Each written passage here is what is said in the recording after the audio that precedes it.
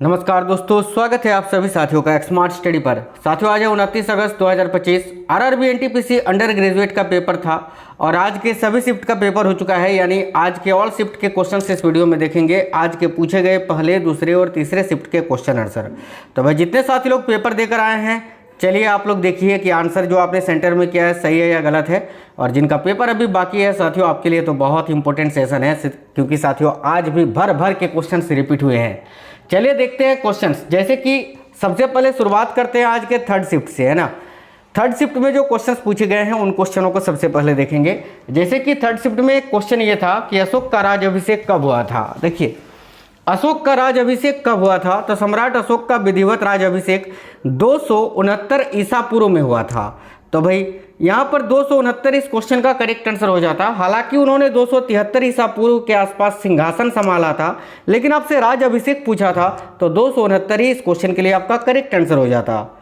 आगे देखिए, क्वेश्चन था नोमैडिक एलिफेंट युद्ध अभ्यास किन दो देशों के बीच आयोजित होता है। रिपीटेड क्वेश्चन है, पहले भी पूछ चुका है, आज फिर से पूछा है। ठीक है, तो नोमैडिक एलिफेंट युद्ध अभ्यास जो है ये किन दो देशों के बीच आयोजित होता है। देखिए, करेक्ट होगा भारत और मंगोलिया के बीच। तो भाई इसका करेक्ट आंसर हो जाता साथियों भारत और मंगोलिया। देखिए, नेक्स्ट क्वेश्चन था हाल ही में एक्वेरिन युद्ध अभ्यास 2025 का आयोजन कहाँ हुआ था। तो एक्वेरिन युद्ध अभ्यास की बात करें ना, तो ये 2025 का आयोजन मालदीव में हुआ था। और ये जो युद्ध अभ्यास है ये भारत और मालदीव के बीच ही आयोजित होता है, याद रखना। देखिए, आपको बता दें, यह भारत और मालदीव का संयुक्त सैन्य अभ्यास था, जिसमें दोनों देश के बीच रक्षा संबंधों को मजबूत करने और आतंकवाद विरोधी अधिनियमों में तालमेल बढ़ाने पर ध्यान केंद्रित किया गया था। तो आपसे पूछा था कहाँ पर आयोजित हुआ था, तो मालदीव में। और ये किसके बीच अगर पूछा था तो भारत और मालदीव के बीच में। देखिए, क्वेश्चन था बांग्लादेश की सीमा भारत के किन किन राज्यों से लगती है। 4 राज्यों का जोड़ा दिया हुआ था, मुझे एग्जैक्ट ऑप्शन तो नहीं मिल पाया है।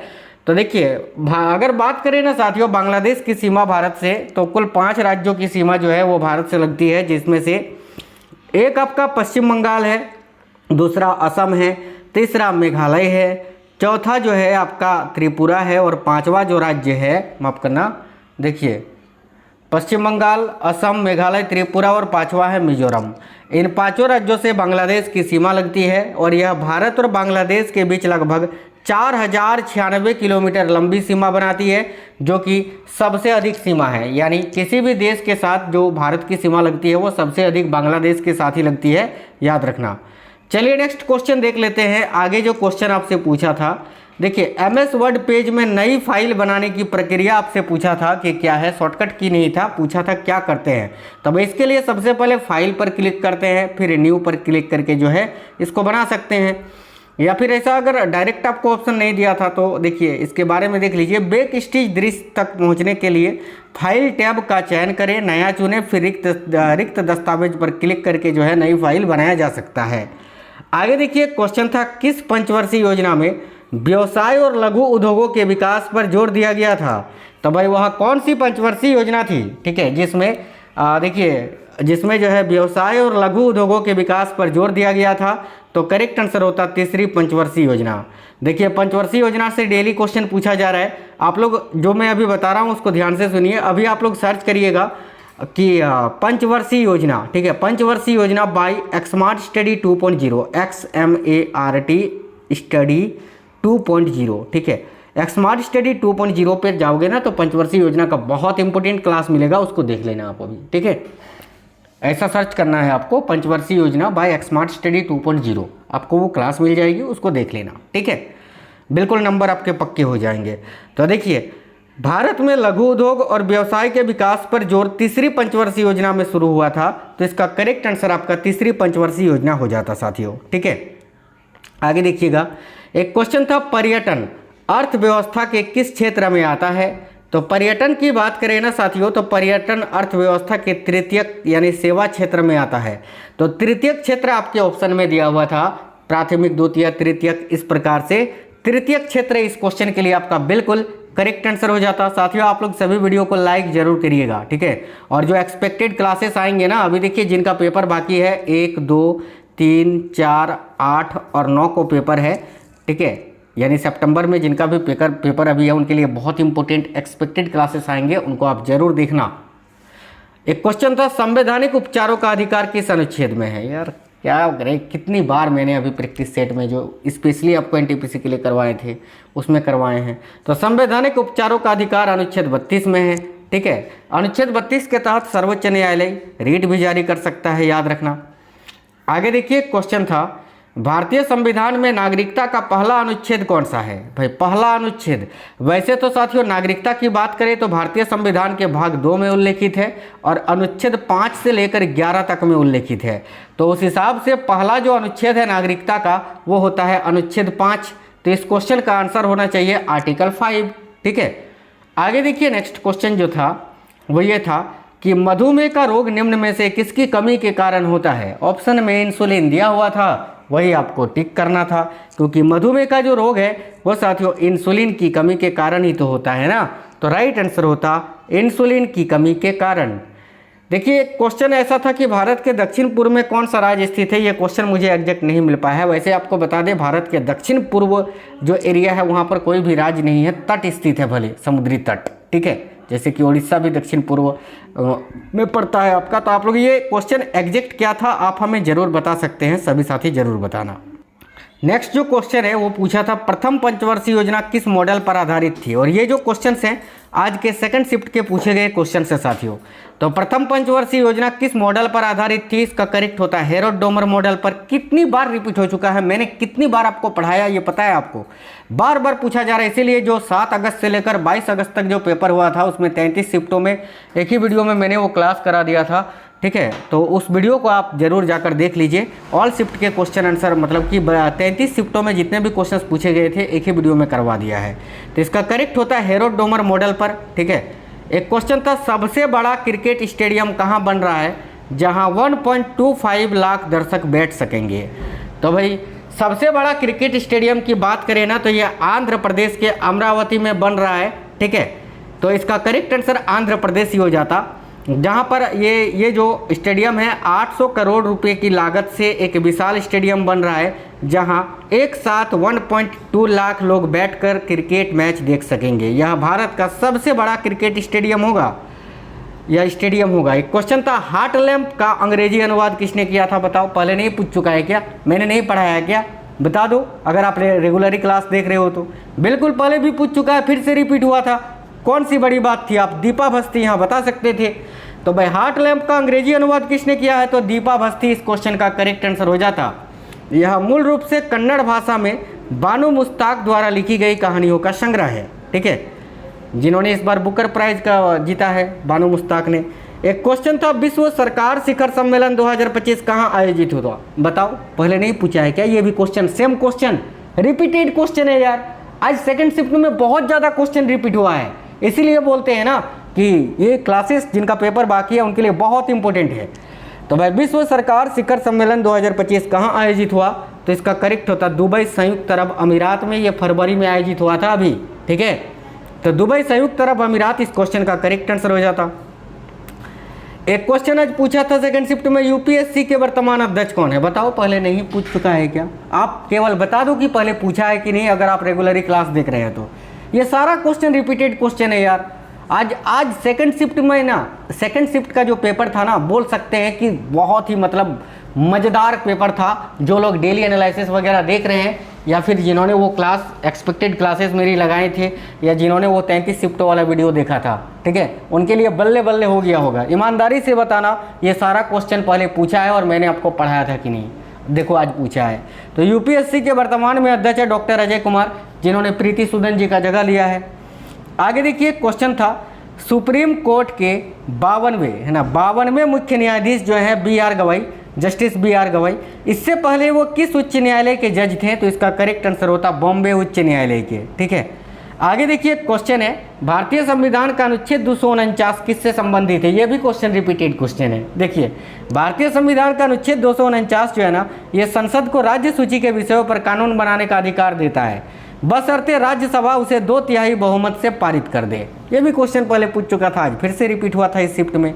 आगे देखिए क्वेश्चन था हेलियोडोरस किसका राजदूत था। ये क्वेश्चन नया क्वेश्चन था, ये न्यू क्वेश्चन था साथियों। तो हेलियोडोरस किसका राजदूत था, तो भाई तक्षशिला के यवन राजा देखिए एंटी आल्किडस का, लगभग 140 से 130 ईसा पूर्व का दूत बनकर ये विदिशा आया था, विदिशा। ठीक है, तो इसका करेक्ट आंसर आपका क्या हो जा, ये किसका राजदूत था? तो भाई यवन राजा एंटीआल्किडस का। चलिए आगे देखिए, क्वेश्चन था 1991 में आर्थिक सुधारों ने समग्र रूप से भारतीय अर्थव्यवस्था पर क्या प्रभाव पड़ा था?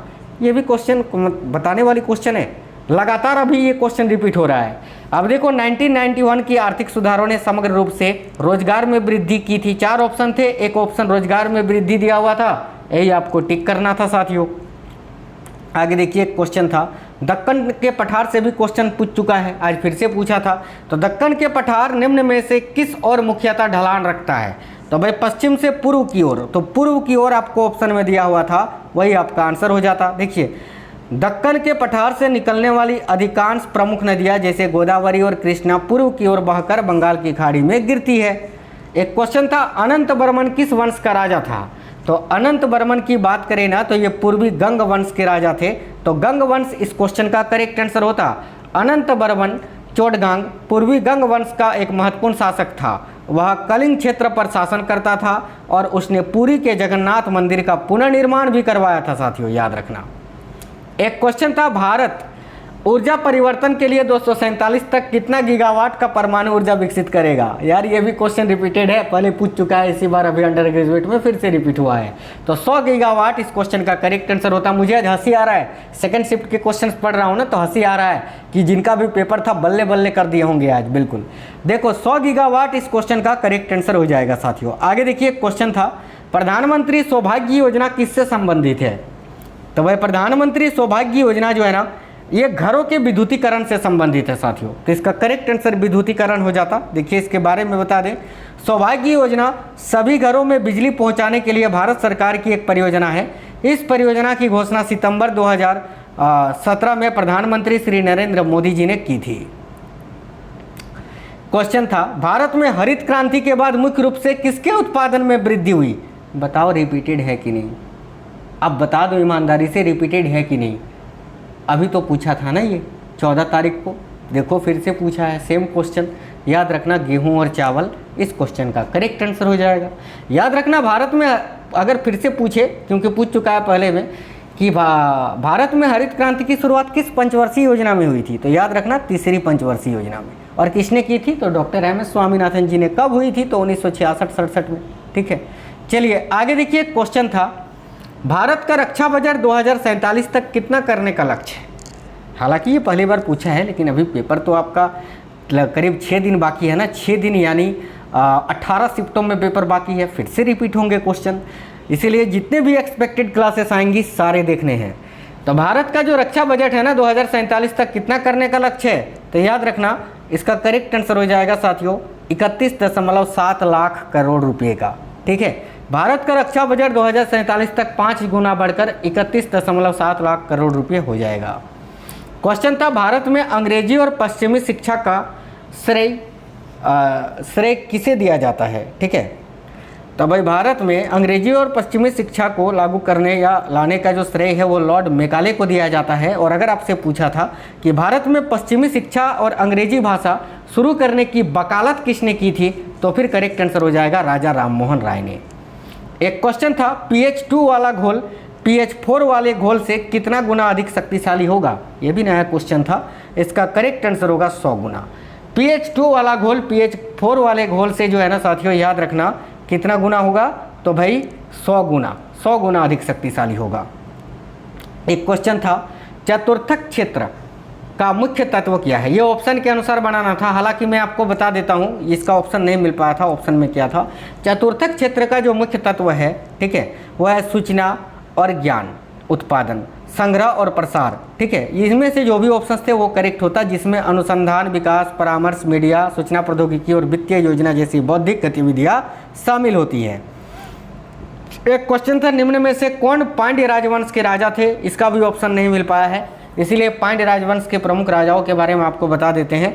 पांड्य राजवंश के प्रमुख राजाओं में एक तो आपके कंडुगोन थे, एक आपके नेदुंजेलियन प्रथम थे, अरिकेसरी मारवर्मन थे, इसके अलावा एक आपके कोचादयान थे, कोचादयान मारबर्मन राजसिम्हा प्रथम और सदाया बर्मन सुंदर पांडियन शामिल हैं। इनमें से जो भी ऑप्शंस दिए हुए थे वही आपका करेक्ट आंसर होता है। एक क्वेश्चन था थार मरुस्थल का फैलाव भारत के किस राज्य में सबसे अधिक है, तो इसका करेक्ट आंसर आपका राजस्थान हो जाता। ठीक है, आगे देखिए क्वेश्चन था आवर्त सारणी में बाएं से दाएं जाने पर कौन सी संख्या बढ़ती है। तो आवर्त सारणी में बाएं से दाएं जाने पर देखिए, आवर्त सारणी में बाएं से दाएं जाने पर परमाणु संख्या यानी प्रोटॉन की संख्या, प्रभावी नाभिकीय आवेश, आयनीकरण ऊर्जा और वैद्युत ऋणात्मकता बढ़ती है। तो इनमें से जो भी ऑप्शंस दिया हुआ था वही आपका करेक्ट होता। क्वेश्चन था सारनाथ का अशोक स्तंभ किस काल से संबंधित है, तो भाई इसका करेक्ट आंसर आपका मौर्य काल हो जाता, मौर्य काल से संबंधित है। नेक्स्ट क्वेश्चन है साथियों, देखिएगा धर्म गार्जियन युद्ध अभ्यास भारत और किस देश के बीच होता है। ये आज के फर्स्ट शिफ्ट के पूछे गए क्वेश्चन से करेक्ट होता भारत और जापान के बीच। अगला है जलवायु परिवर्तन पर पेरिस समझौता किस वर्ष हुआ था, जिसको COP 21 के नाम से भी जानते हैं साथियों। तो ये 2015 में हुआ था, 12 दिसंबर 2015 को। ठीक है, एक क्वेश्चन था बंगाल सरकार ने किस वर्ष विद्युत प्रकाश अधिनियम लागू किया था। तो विद्युत प्रकाश अधिनियम तो नहीं था, बंगाल विद्युत शुल्क अधिनियम था जो कि 1935 में लागू किया गया था। एक क्वेश्चन था जोरावर टैंक को किसने विकसित किया है, तो भाई इसका राइट आंसर होता L&T ने, यानी लार्सन एंड टूब्रो लिमिटेड ने। आगे देखिए क्वेश्चन था भारतीय संविधान के अनुच्छेद 371 ए का संबंध किससे। यह भी क्वेश्चन कई बार रिपीट हो चुका है, तो इसका राइट आंसर होता नागालैंड से। आगे क्वेश्चन था देखिए केंद्र शासित प्रदेश का संबंध किस अनुच्छेद से है, यह भी क्वेश्चन रिपीटेड है। तो देखिए भारतीय संविधान में केंद्र शासित प्रदेशों से संबंधित प्रावधान संविधान के भाग 8 में और अनुच्छेद 239 से 242 तक में दिए गए हैं, जो इन क्षेत्रों के प्रशासन और शासन के बारे में बताते हैं। क्वेश्चन था कौन सा अम्ल है जो सबसे शुरुआत में बनाया गया था। याद रखना क्वेश्चन फिर से रिपीट हो सकता है, करेक्ट होगा H2SO4 यानी सल्फ्यूरिक अम्ल। देखिए सबसे शुरुआती ज्ञात और निर्मित अम्लों में से एक सल्फ्यूरिक अम्ल है, जिसमें 8वीं शताब्दी में फारसी रसायनिक इब्न सीना यानी एविसेना ने खोजा था। आगे क्वेश्चन था प्रथम पंचवर्षीय योजना किसके द्वारा शुरू की गई थी या किस प्रधानमंत्री के द्वारा शुरू की गई थी, तो भाई करेक्ट होता पंडित जवाहरलाल नेहरू के द्वारा। देखिए भारत की पहली पंचवर्षीय योजना भारत के तत्कालीन प्रधानमंत्री जवाहरलाल नेहरू द्वारा शुरू की गई थी। इसे 1951 में संसद में प्रस्तुत किया गया था। आगे देखिए क्वेश्चन था 1953 में ग्रामीण विकास के लिए कौन सी योजना चलाई गई थी। तो भाई 1953 में ग्रामीण विकास के लिए कौन सी योजना चलाई गई थी। देखिए इसका करेक्ट आंसर होता साथियों सामुदायिक विकास कार्यक्रम। ठीक है, सामुदायिक विकास कार्यक्रम करेक्ट आंसर हो जाता। आगे देखिए क्वेश्चन था पश्चिमी विक्षोभ किस क्षेत्र को अत्यधिक प्रभावित करता है।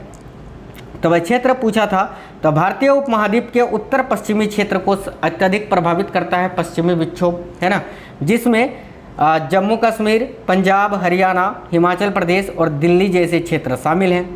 आगे देखिए नेक्स्ट क्वेश्चन था कंप्यूटर में नया फोल्डर बनाने के लिए किसका प्रयोग करते हैं। तो भाई राइट क्लिक करते हैं, वहाँ पर न्यू फोल्डर वाले सेक्शन पर जाते हैं, फिर वहाँ पर नाम डालते हैं।